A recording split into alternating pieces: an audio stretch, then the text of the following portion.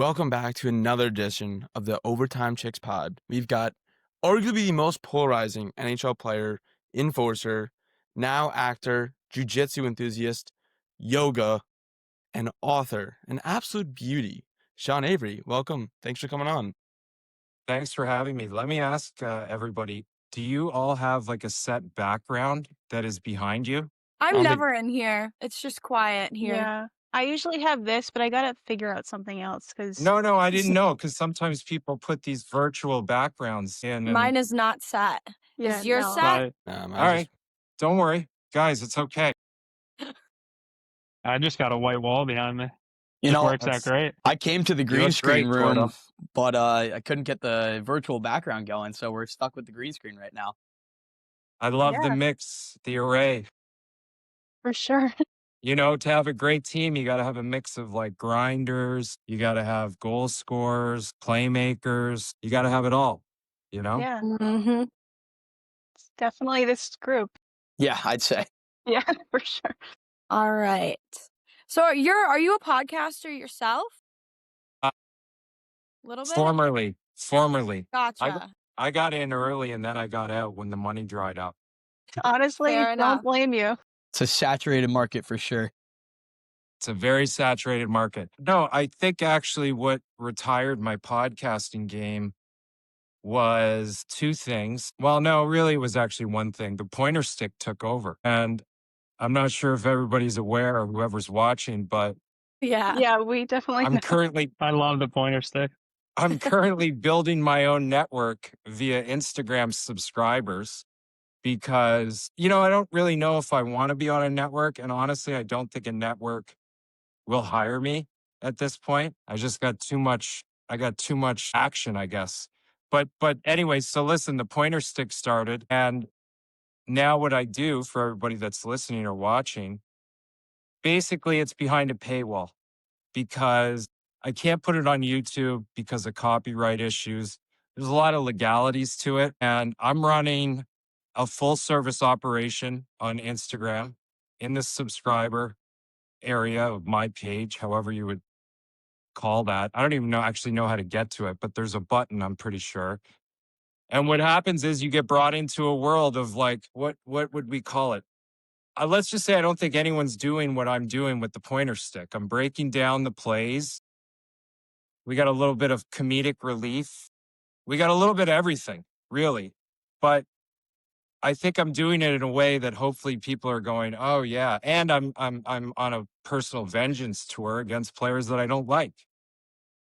You think it's gonna get you some openings in like the scouting or in the maybe like a little special advisor to the GM? I'm hearing rumblings, maybe partnering up with Dolan.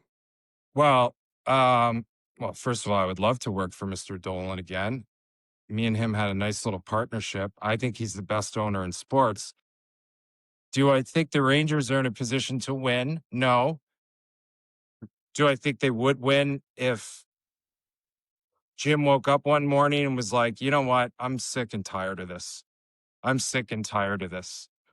And he picks up the phone and calls me. Yeah, we would instantly have a team of dogs and we would compete. But that's not that can really happen anywhere, to your question, because it's the way that the game needs to be played. And everybody's playing it the wrong way, with the exception of a few teams. Obviously, Florida, that's why they've won. The reason Colorado isn't winning consistently, although they should, because man, they got a wagon of a team, is because they haven't bought into what you need to do. And to tie it back into the pointer stick, I believe that I have that system. And also it's, you know, part of it now is, how do you motivate these young guys and how do you tap into these young guys and what language are you speaking with these guys? And what fucking references are you using?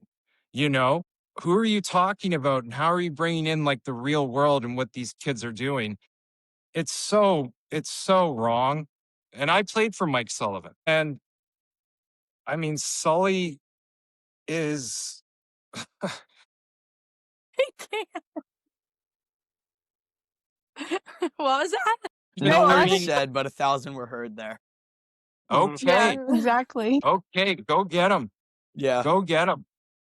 you know? Do you think And, that and I was I'm just not gonna- one to say anything Dan Muse. Like, I guess Pittsburgh's got a little bit of momentum happening right now. I would have never said Dan Muse was the guy that was going to get that going with them, but maybe he's doing something different. And I haven't watched them enough. And, I ragged on him a little bit with the pointer stick just because whatever. I don't necessarily think guys that didn't play in the NHL should coach in the NHL. That's kind of my thesis. Or there's exceptions to the case, but Mike Sullivan, hey, let's see what happens tonight in Vancouver. Let's see. Yeah, they look bad. They look like a worse Pee Wee team, like just no positionality, no anything. I don't know. It's There's just no disgusting. life with that team at some point. Like at No, some and points in time, they got nothing. listen, I talk about Rempe a lot, and Rempe's great. I love Rempe, but he shouldn't be playing more than 6.5 minutes a night, 7 at the fucking Agree. most. Yeah, Mhm. agreed.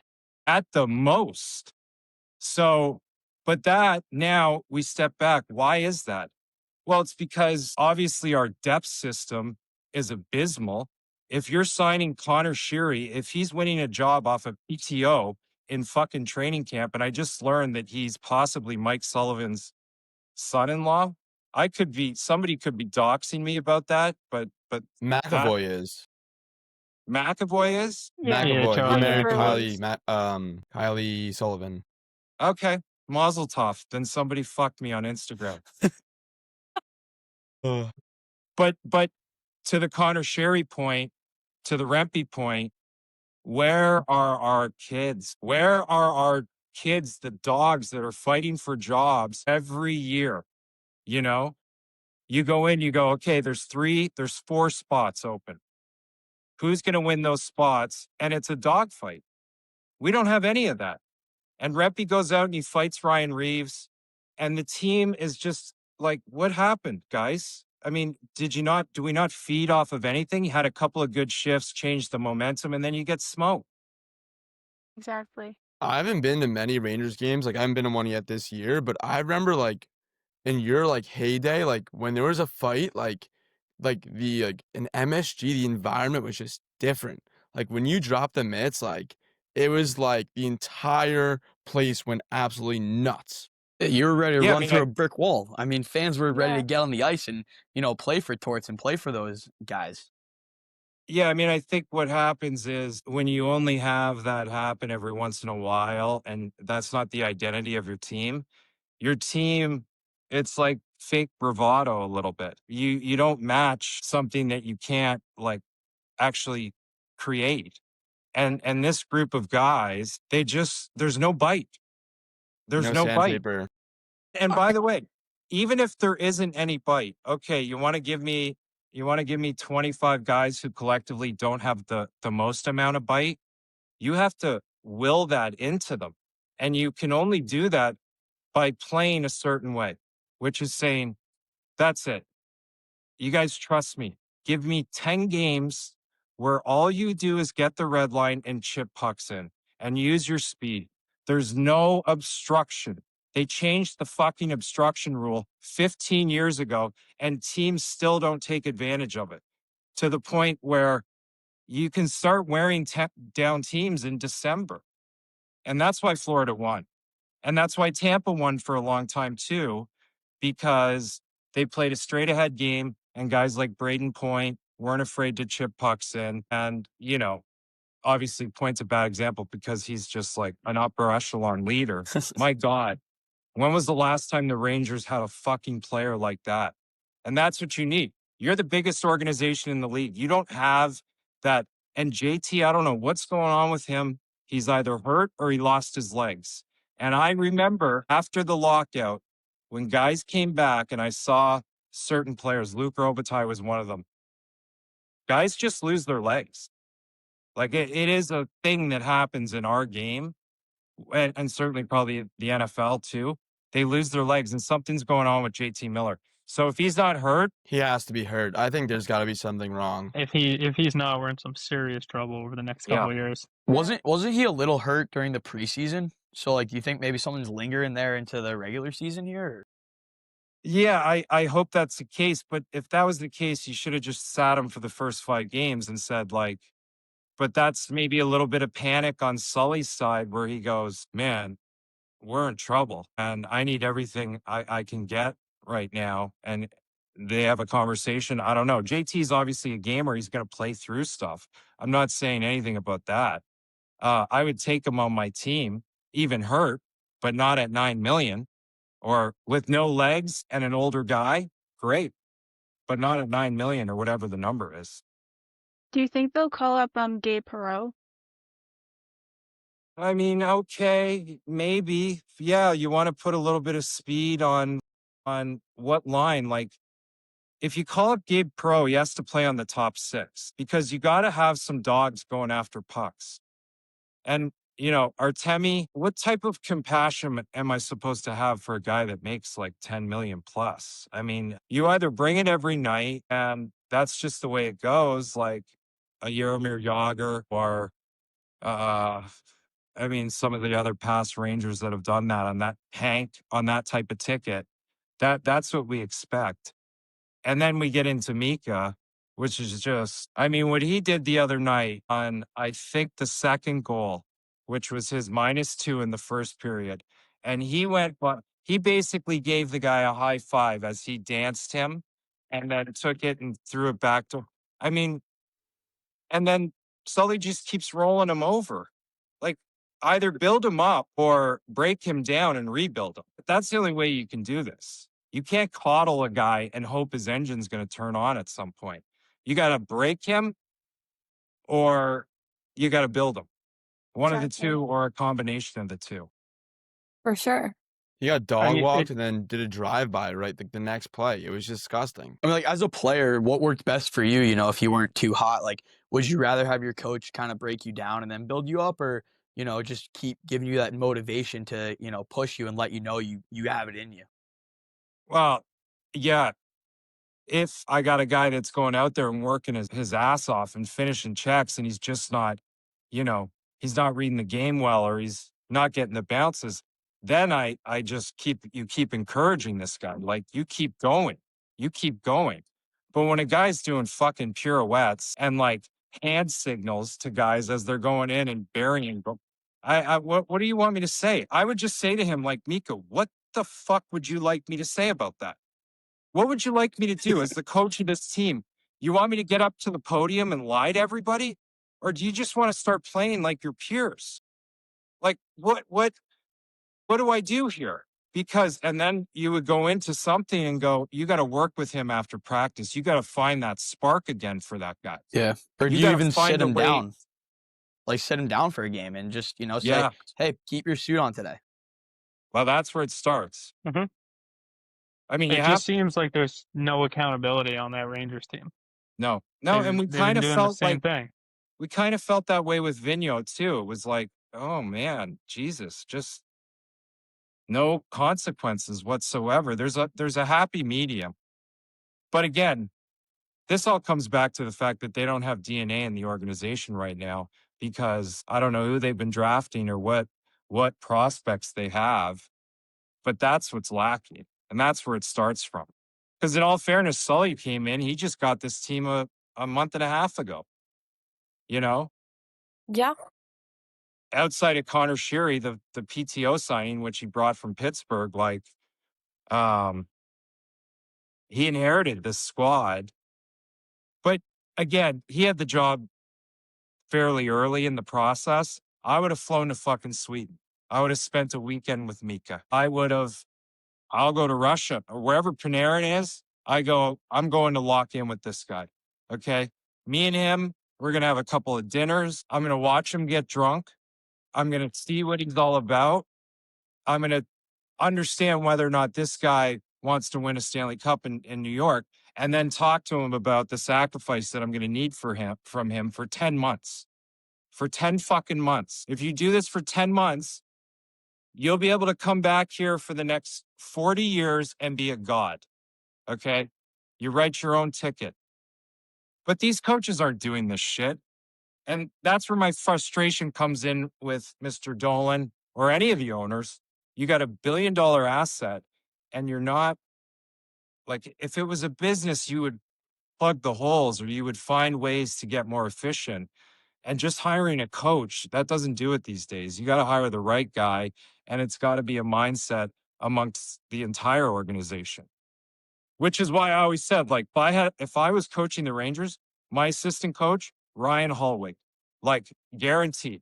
He's the first hire I make. You guys are a little bit younger, but he was a guy that I played with. He's coaching in the BCHL, I believe, right now. This guy, you want to get guys fired up before a game? You send Ryan Hallwig into the room, who Chris Simon once tried to literally decapitate in the Coliseum, and you let him fire up the troops. And I'm not going to send Dan Musa, you know? And every night we're going to have an identity. And that's where everybody gets fooled by the whole Tortorella shtick. Tortorella's he's tits on a bull. This guy is a coach that does the exact same thing every single year. He proclaims to the media that he loves America, dogs. Then he talks about how hard his team's going to play, how hard his physical conditioning is going to be. And then the season starts.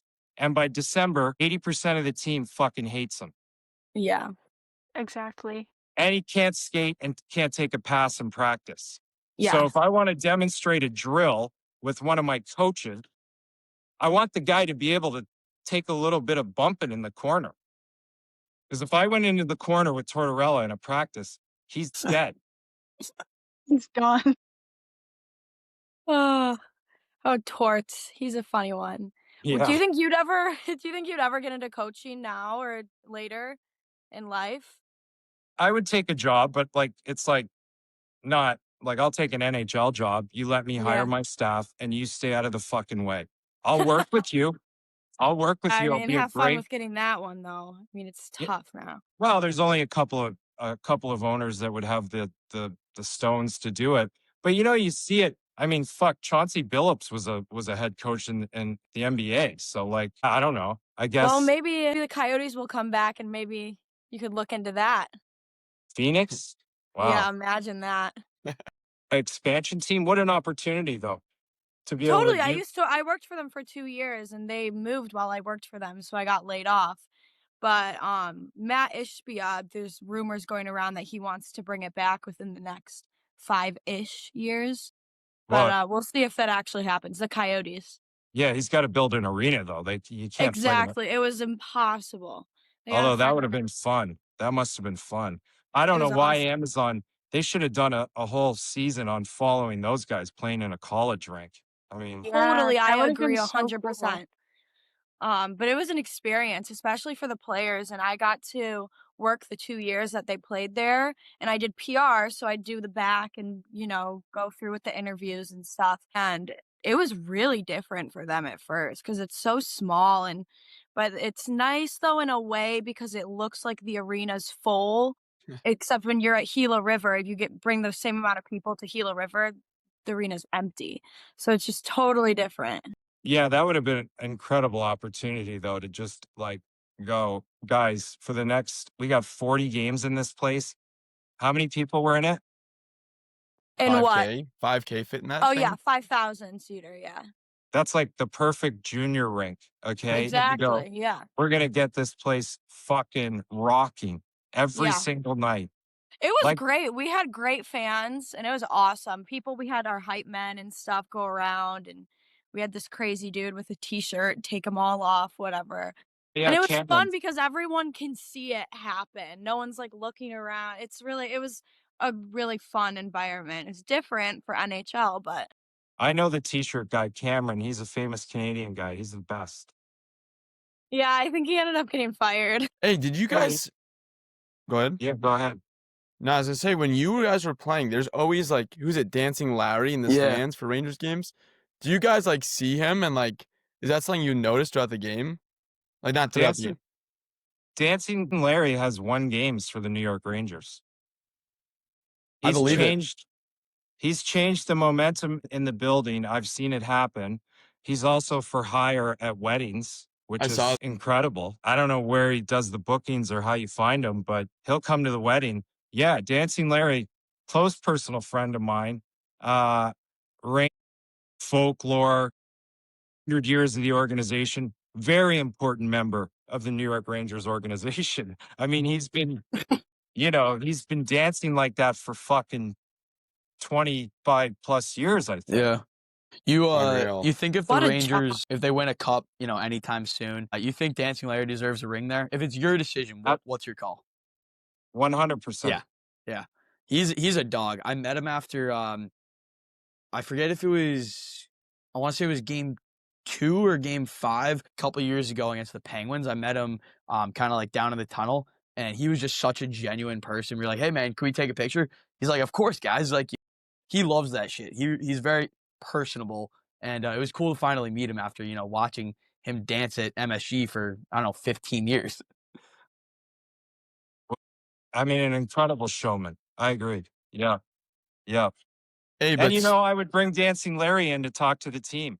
I would bring, one of the first things I would do, I would go find my 5 fucking diehard Ranger fans. I don't care where they are. And I would bring them in and I would sit them down in a chair in the front of the whole team. And I would tell them to tell the team their story and why the team means so much to them.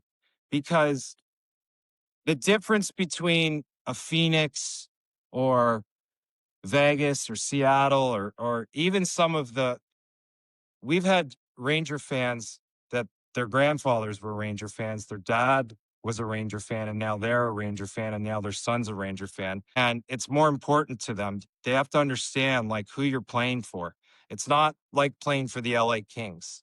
It's much different. And that's part of the DNA that needs to be brought in of guys, this is an original 6. Like Mm-hmm. you have to have some fucking pride in the history of the game. We're not the Cleveland Browns. We're not. You got to take this more seriously. You got to understand what's at stake here. So yeah, I think there's a lot of things that can change, but I will say it's again premier organization in the league, the best fans, the best building, an owner that'll do anything for the team. We just need a fucking winner soon. yeah. Yeah. Sure. But circling back, I mean, early in your career, another original 6 team, you guys started out the Red Wings. I mean, what was it like getting thrown into that team? I mean, those were that was a legendary team you got thrown into or Yeah, drafted by. I think that's the best. I think that's the best NHL team ever on paper statistically. 2002 Detroit Red Wings. I am born and raised in Michigan, and I go to every single Red Wings game that's home. Well, I'm going to Detroit next weekend for the Ranger game in Detroit, which is actually the Red Wings centennial weekend, and a bunch of alumni are coming in for the game. So I'm going to see a bunch of those guys I'll be there. that I haven't seen in a long time. Like, God knows if Dominic Hasek's going to be You'll there. see. So you played with Iserman then? I played with Correct. Stevie Y. Yep. Oh, I he'll played be with, there. Did you he'll ever play with definitely, Darren McCarty? of course. Yeah. He'll be Mav. there. Yeah. I'm trying to think about Chris Draper Of and all of course. those guys. Yep. That's awesome. How did you feel kind of like getting into that team? You're undrafted, you're going straight to the Wings, and you're just immediately playing with these awesome players. How'd you feel? Like, were you nervous? What was going through your head? Well, I had played a year in the American League. Okay. Detroit and Anaheim shared a farm team in Cincinnati because it was, I don't know why Anaheim did. I think Anaheim What farm had team was that? Cyclones? Cincinnati Mighty Ducks, and my coach was Okay. Mike Babcock. Because they got the So, Cyclones now, so I was wondering if it was the right. same. Yeah. Cyclones were there before the Mighty Ducks, and then, yeah, Cyclones are back. But Mike Babcock was my coach. So I spent a year in just like a war zone with and that league was tough back then. When I got to Detroit, the guys, I had already known them because of the previous season's like training camp and stuff. But that team was Shanahan's one of my closest friends still to today, Draper, all those guys. Awesome people. Yeah, they're the best. They're the best.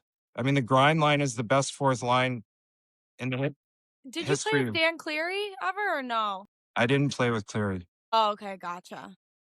But I know Danny because I spent some time in Nova Scotia and he was up in Newfoundland. Yeah. I did some interviews and color analyzing with his hockey school last summer. I still don't understand what Dan Cleary's saying when he still got that Newfie twang. It's pretty. Yeah. It was awesome up there though. Newfoundland is great. It's out But in you St. went John. there. Yeah, oh, I went there. Yeah, I Wow. was there. Yeah. It was awesome. Wow. Yeah. Jeez. And Wow. my family sponsored one of his teams as well, and we won. So So Newfoundland is wow, an incredible place. unreal. I got Yeah. screeched in and everything. I was gonna ask. Yeah. Of Yeah. The course. old And screeched Danny in. was there. He watched it all happen. My God. You kissed the fish? I kissed the fish. And I drank whatever was in that shot. Absolutely disgusting. But I did it.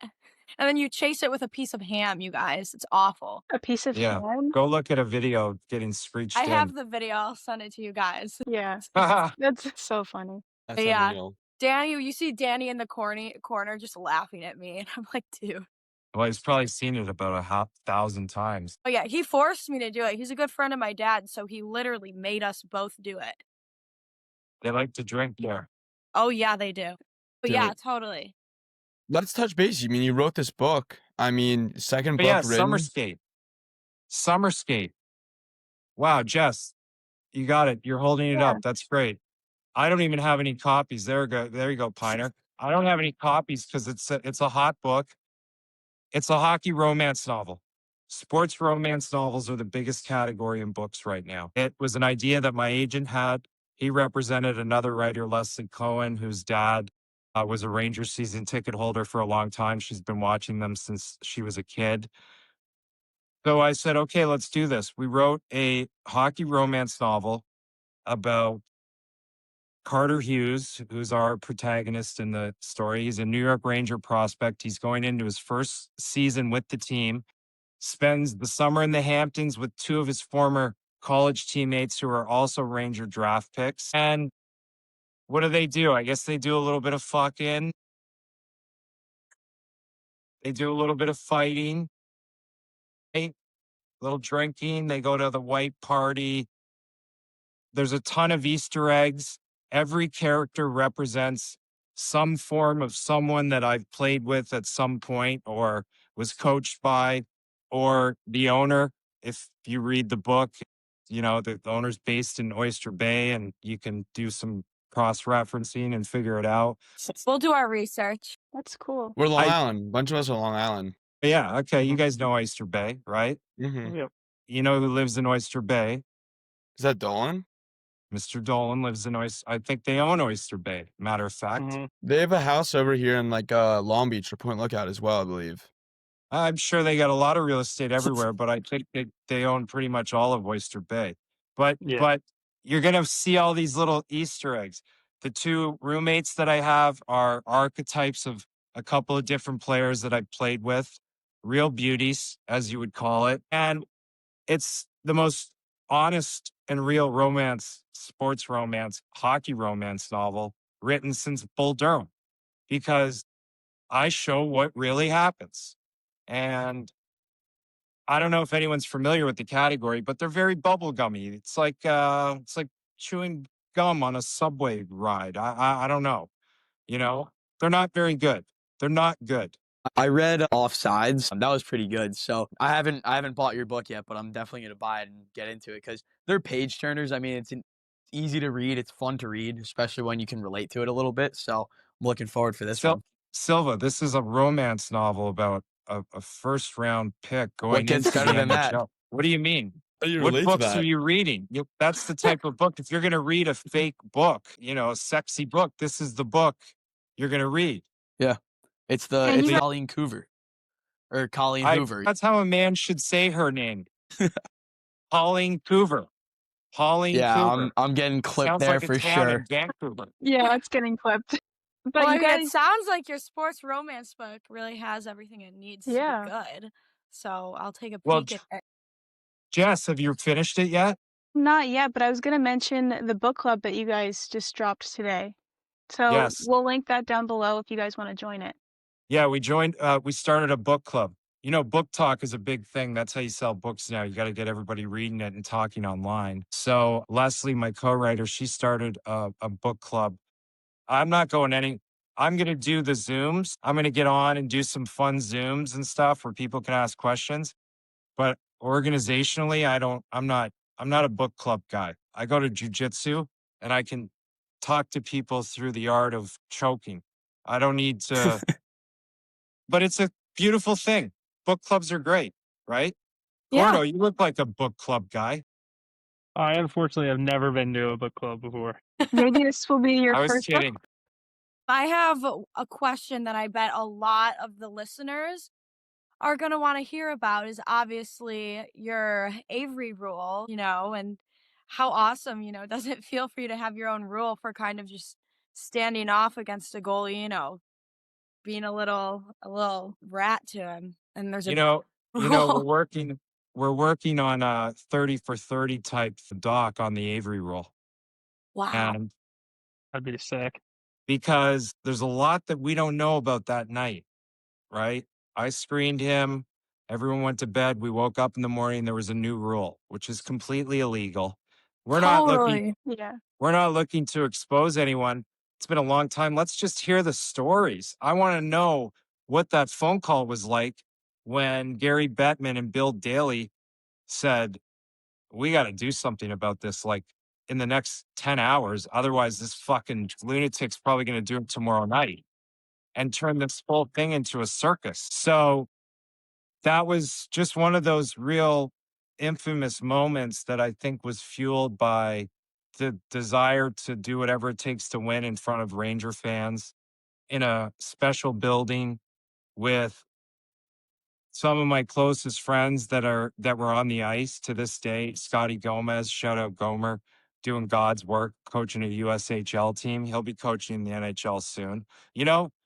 I wouldn't want to coach with Gomer. I think we would argue too much. We would either be like the dynamic duo, but he wants to be a head coach. He wouldn't be an assistant coach, and I'm not going to be an assistant coach. So it would never work. But we could coach Canada. Well, actually, the America, because I'm becoming a US citizen. There's a backlog in the naturalization. So I got to wait till I go in and do that. Yeah. My hands look so small in this little thing. But the Avery rule was, I mean, it was just so good, really. Awesome, dude. It's awesome. And then I have a couple of rapid fire questions. Yep.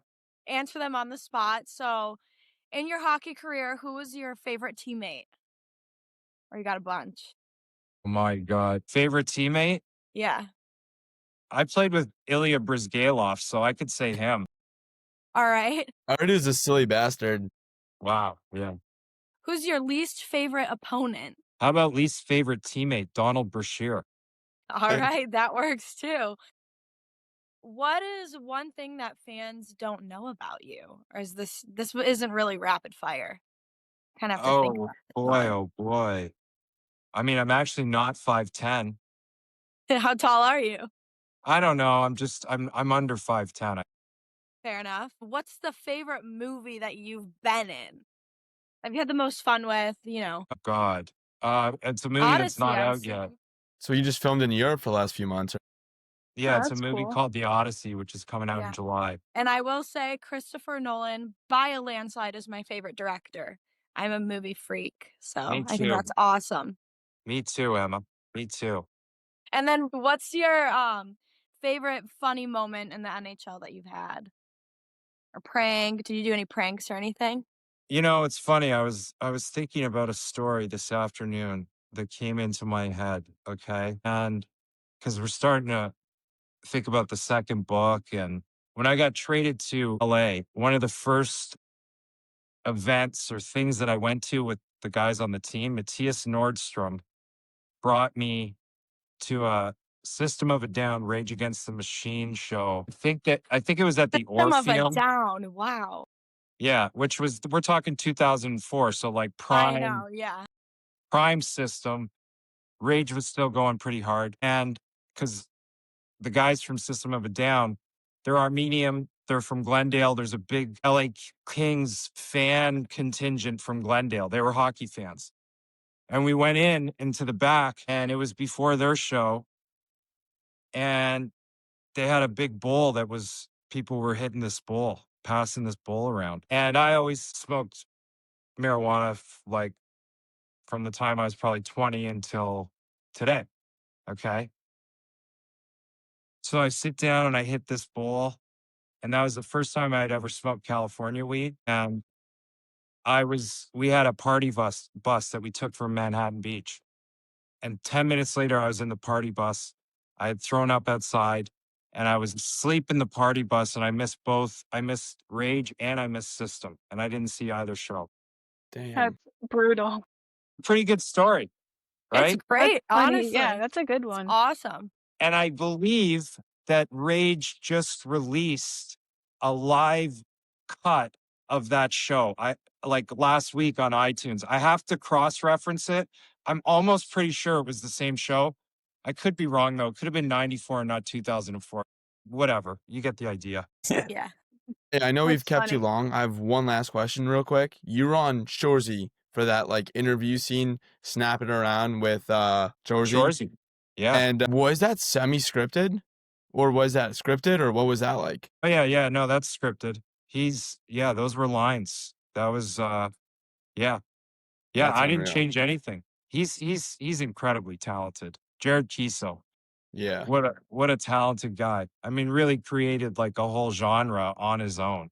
And now they just have a new show that they're doing, a third one that they're starting now. We're talking about Letterkenny, Shorzy. Yeah. That was fun. Will you be back on again, you think, on Shorzy or the other ones? I don't know if he's doing Shorzy, if they're going to keep doing it. But yeah, of course. Yeah. You know, Canadian productions, they're cheap. They don't like, it's hard for Americans to work in Canada, even if you're Canadian. It's a weird rule. So it's hard to work there. But yeah, I hope I do at some point again, for sure. Awesome. Any last thing you guys have? Buy Summer Skate. Yes. Make sure to If buy you're a that. hockey fan, if you're a Ranger fan, I don't care if you're a guy. Okay. Oh, by the way, I also do the audiobook. So I record the Carter character, and it's also a two perspective book. It's a female perspective and a male perspective. So it jumps back and forth. So That's I cool. did the audiobook. Buy the book, buy your girlfriend the book, buy your sister the book, or your mom for Thanksgiving. You know, you fucking college kids that are out there, you got to give back a little. You can't just take. And subscribe to the Pointer Stick on Instagram. It's $2.99 a month. Give me a break. What's your Instagram handle? I'm Sean Avery.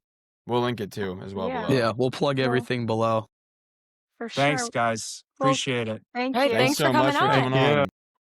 I'm handing out bookmarks with the QR code for the book and the All stands. right, hand them out to me and I'll give them around as well. Okay, deal. I'm not Deal. going to sit up in the suite like I'm getting into fucking action. That's awesome. As you All right, should. guys. Congrats. Bye. Thanks for Thank coming you. on, man. Thank you. I'll see you guys. Peace. Bye.